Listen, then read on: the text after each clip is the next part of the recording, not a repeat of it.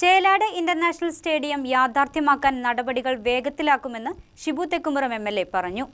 നിർദ്ദിഷ്ട ചേലാട് സ്റ്റേഡിയം സന്ദർശിക്കുകയായിരുന്നു അദ്ദേഹം. പദ്ധതിയുമായി ബന്ധപ്പെട്ട കാര്യങ്ങൾ ഉദ്യോഗസ്ഥരുമായി എം.എൽ.എ. ചർച്ച ചെയ്തു.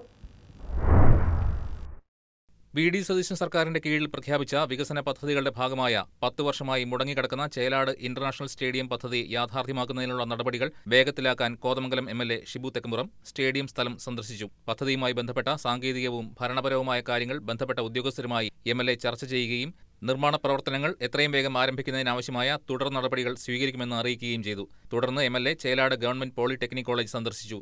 വെറും 1.5 വർഷം പഴക്കമുള്ള കോളേജ് കെട്ടിടത്തിലെ ക്ലാസ് മുറികൾ ചോർന്നൊലിക്കുന്നതടക്കമുള്ള ഗുരുതരമായ നിർമ്മാണ പോരായ്മകൾ പ്രിൻസിപ്പലും അധ്യാപകരും വിദ്യാർത്ഥികളും എം.എൽ.എയെ നേരിൽ കാണിച്ച് ബോധ്യപ്പെടുത്തി. വിദ്യാർത്ഥികൾക്ക് സുരക്ഷിതവും മെച്ചപ്പെട്ടതുമായ പഠനാന്തരീക്ഷം ഉറപ്പാക്കാൻ അടിയന്തര നടപടികൾ സ്വീകരിക്കുമെന്ന് എം.എൽ.എ. ഷിബു തെക്കുമുറം പറഞ്ഞു. കോളേജിലെ വിവിധ വകുപ്പുകളും ലബോറട്ടറികളും സന്ദർശിച്ച അദ്ദേഹം അടിസ്ഥാന പഠന സൗകര്യങ്ങളിലെ അപര്യാപ്തതയും വിലയിരുത്തി.